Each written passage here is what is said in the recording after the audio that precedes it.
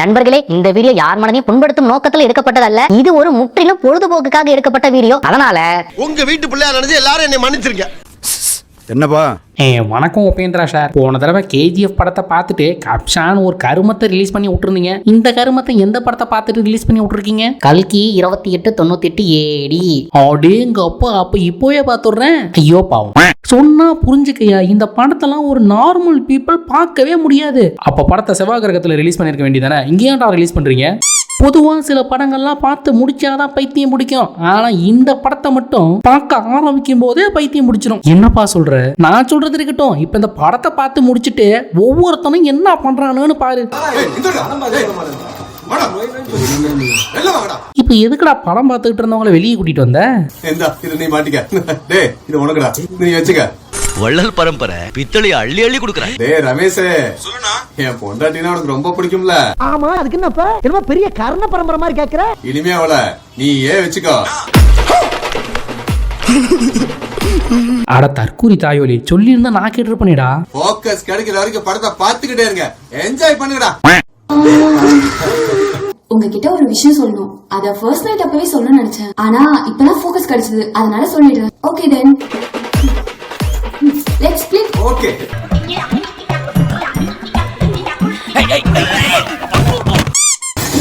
அங்க ஐயோ, ஏய் வசந்தா, அண்ணா நில்லுங்கடி. எதுக்குடி ஏந்து வந்தீங்க? இதனால வரைக்கும் ஃபோக்கஸ் கிடைக்கல, இன்னைக்கு தான் ஃபோக்கஸ் கிடைச்சிருக்கு. Focus-ஆ? இன்னும் எத்தனை நாளைக்கு தான் நம்ம காதல மறைச்சு வைக்கிறதுடி? ஹே வாடி. என்னடா நடக்குது இங்க? இந்த படத்தை பார்த்துட்டு வந்துட்டு ஒருத்தன் டைவர்ஸ் பண்றான், இன்னொருத்தன் போனை தேங்காய் மாதிரி உடைக்கிறான், இன்னொருத்தன் ஒய்ஃபை கூட்டி கொடுக்குறான். இது பார்த்தாலும் ரெண்டு பொண்ணுங்க லெஸ்பியனா மாறிடுச்சு.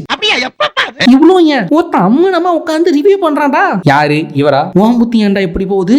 இது வேற ஒரு தற்கூரி தாயோலிடா. இப்படி அல்ட்ரா கிரிஞ்ச் ப்ரோ மேக்ஸ்ல போய்கிட்டு இருக்கும் போது இன்னொரு ரிவ்யூவர் ஒருத்தர் இந்த படத்தோட ஸ்கிரிப்டை எப்படியாவது படிக்கணும்னு உபேந்திரா சார் வீட்டுக்கே போய் ஸ்கிரிப்டை வாங்கி படிக்கிறாரு. இந்த கேடுகட்ட ஸ்கிரிப்டை உபேந்திரா சாரே கொளுத்தி போட்டிருப்பாரு. இப்ப ஓபன் பண்ணா ஆதாம் ஏவால காட்டுறாங்க. அது ஒரு நாளைக்கு காலம். ஆதாமும் ஏவாலும் குஜால் பண்ணிட்டு சுத்திட்டு இருக்கும் போது திடீர்னு கடவுள் கண் முன்னால வந்து, நீங்க என்ன வேணாலும் பண்ணுங்க, ஆனா முன்னால இருக்கிற ஆப்பிள மட்டும் சாப்பிடாதீங்க அப்படின்னு சொல்லிட்டு எஸ்கேப் ஆயிடுறாரு. நம்ம கூறுகட்ட மைண்ட் வேற எதை பண்ணாதான்னு சொல்றோமோ அதைத்தானே பண்ணும். இப்ப அங்க இருந்து கட் பண்ணா பலாயிரம் வருடங்களுக்கு பிறகு. இது என்ன ஒரு காலகட்டம் தெரியல. பார்த்தா பல நூறு வருஷத்துக்கு முன்னால இருக்கிற மாதிரி இருக்குது. ஆனா ஸ்மார்ட் போன் யூஸ் பண்றானுங்க. இப்போ ஹீரோ இன்ட்ரோடக்ஷன். அடிக்கிறாரு அவரு அசால்ட் ஆறுமுகம். அடி வாங்குறாரு அவர் தான் அசால்ட் ஆறுமுகம். ஹீரோ சார எதுக்கு இப்படி ரவுண்ட் கட்டி பொழந்துகிட்டு இருக்காங்கன்னா, இந்த பின்னால நிக்கிற இந்த குட்டி குஞ்சா ஏதோ தப்பு பண்ணிட்டானா அவனுக்கு தர வேண்டிய பனிஷ்மெண்ட்டை ஹீரோ முன் வந்து வாங்கிட்டு இருக்காரு. நமக்காக இப்படி அடி வாங்குற ஒரு ஆளு கிடைக்கிறது ரொம்ப கஷ்டம். அதனால இவரையே நம்ம ஏரியா கவுன்சிலரா அனப்பா செலக்ட் பண்ணலாம். என்ன சொல்றீங்க?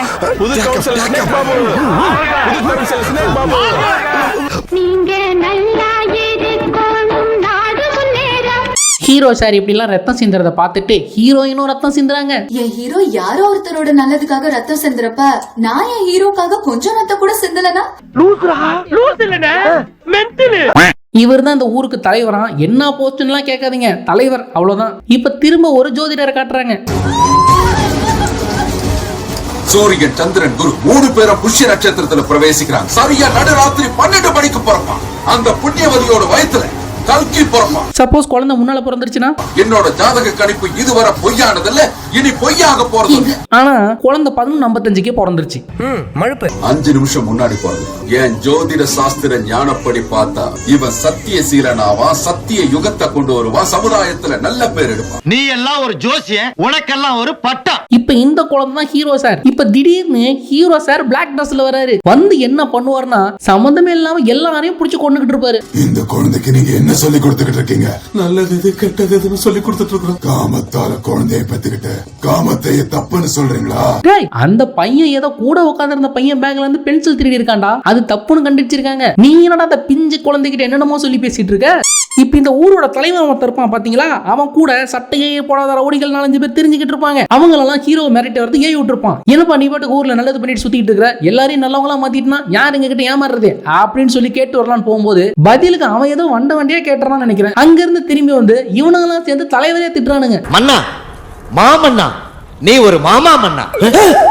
திரும்ப ஹீரோ சார் பிளாக் ட்ரெஸ்ல வந்து ரெட் லைட் ஏரியாக்குள்ள புகுந்து அங்க இருக்கிற அங்கிள்ஸ் எல்லாரையும் போட்டு தள்ளிட்டு ஆன்டிஸ் எல்லாரையும் கடத்திட்டு போயிடுறாரு. இவங்களை கிட்னாப் பண்ணிட்டு போறது மட்டும் கிடையாது, ஹீரோ சார் சம்பந்தம் இல்லாம எங்கேயோ போவாரு, திடீர்னு ஒரு 4 பேரை கொள்ளுவாரு, திடீர்னு வேற இடத்துக்கு வருவாரு, அங்க ஒரு 5 பேரை போட்டு தள்ளுவாரு. இவர் ஏன் கொள்றாரு, எதுக்கு கொள்றாருங்கிறது மட்டும் எனக்கு இதுவரையுமே புரியலடா. இப்ப ஹீரோ சார் அங்கெல்லாம் சண்டை போட்டு முடிச்சிட்டு திடீர்னு அந்த ஜோதிடர் வீட்டு வாசல்ல வந்து அங்க ஒரு 10 பேர் போட்டு பந்தாடுறாரு. இப்ப ஜோதிடர் வந்து என்னப்பா நீ இத சண்டைய போட மாட்டியே அப்படின்னு கேட்டா, நான் தான் கல்கி, இந்த உலகத்தை காப்பாத்த வந்தவன்டா அப்படின்னு சொல்லிடுறாரு. உடனே ஜோதிடர் வீட்டுக்குள்ள ஓடி போய் கேமரா ஆன் பண்ணி யூடியூப்ல வீடியோவா போட்டுறாரு. அவர் போட்ட வீடியோவை அன்னைக்கு நைட்டே ஊர்ல இருக்கிற எல்லாரும் பாத்துறாங்க. இப்ப இவரை கல்கின் யூடியூப்ல வீடியோவா போட்டதும் ஊர் மக்கள் எல்லாம் ஒண்ணு கூடி கல்கி அவதரிச்சிட்டாரு, நம்மளை காப்பாத்த போறாரு அப்படின்னு கூட்டமா வந்து கும்மி அடிக்க ஆரம்பிச்சிடறாங்க.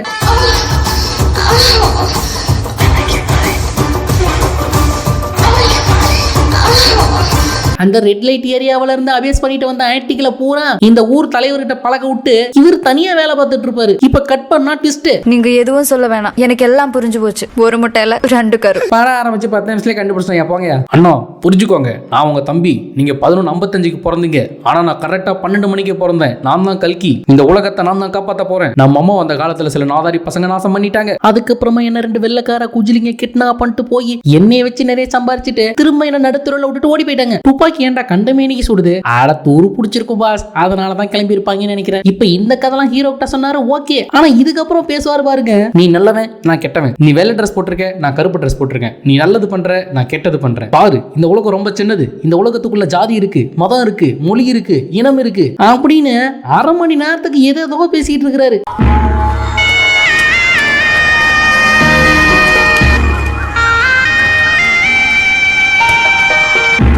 இவர் பேசிட்டு போனதும் ஹீரோ சார் இந்த அரக்கிருக்கங்கிட்ட இருந்து எப்படா தப்பிக்கிறதுன்னு மண்டே பிச்சிட்டு யோசிச்சுட்டு இருக்காரு. ஆனா இந்த கபாலம் கலங்கணும் அதுக்கப்புறமா சும்மா இருப்பானு பார்த்தா அந்த ஊர்ல இருக்கிற மக்களுக்கெல்லாம் எப்படா குடைச்சல் கொடுக்கறதுன்னு யோசிச்சு தினம் ஒரு புது பிரச்சனை கிளப்பி விட்டுக்கிட்டே இருப்பான். இப்போ 1 மணி நேரத்துக்கு பிறகு ஹீரோ சார் அந்த ஜெயில இருந்து எப்படி தப்பிக்கிறதுன்னு யோசிச்சுட்டு இருக்காரு. டேய் அப்பா அவன் இன்னும் ஜெயில இருந்து தப்பிக்கலையா?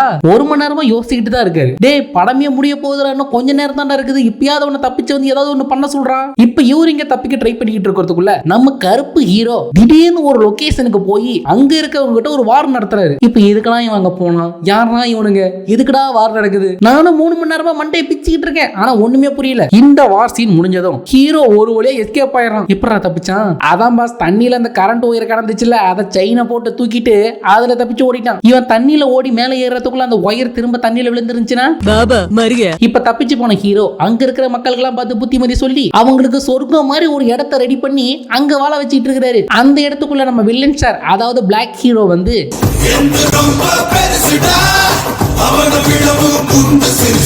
அங்க இருக்கிற மக்கள் எல்லாம் பிரெயின் வாஷ் பண்ணி திரும்ப அவங்களுக்குள்ள சண்டையை முட்டி விட்டுட்டு கிளம்பிடுறாரு. இந்த கபாலம் கங்கனவன் சொன்னதை கேட்டு அங்க இருக்கிற மக்களும் கல்லாலே அடிச்சு ஹீரோ சாரை காயப்படுத்திடுறாங்க. ஆமா, இந்த படத்துல ஹீரோயின் ஒரு கேரக்டர் வந்துட்டு இருந்துச்சு, எங்க அது அப்பப்ப நடுவுல வருதுடா, ஆனா ஏன் வருது எதுக்கு வருதுன்னு எனக்கு இதுவரையும் தெரியலடா. இப்போ இந்த வில்லன் சாரோட மக்கள்லாம் ரொம்ப பாதிக்கப்பட்டு பிச்சை எடுக்கிற நிலைமைக்கு போயிடுறாங்க. அந்த அளவுக்கு அழிவின் விளிம்பு வரையும் போனதுக்கு அப்புறம் இப்ப பிரசன்ட காட்டுறாங்க. உபேந்திர சார் இந்த ஸ்கிரிப்ட் எப்படியா மாத்தணும், இந்த கேரக்டர் எல்லாரையும் ஓவர்டேக் பண்ணி போயிட்டு இருக்கு, எதுக்குடா இப்ப ஸ்கிரிப்ட் பேப்பரை கிழிச்ச?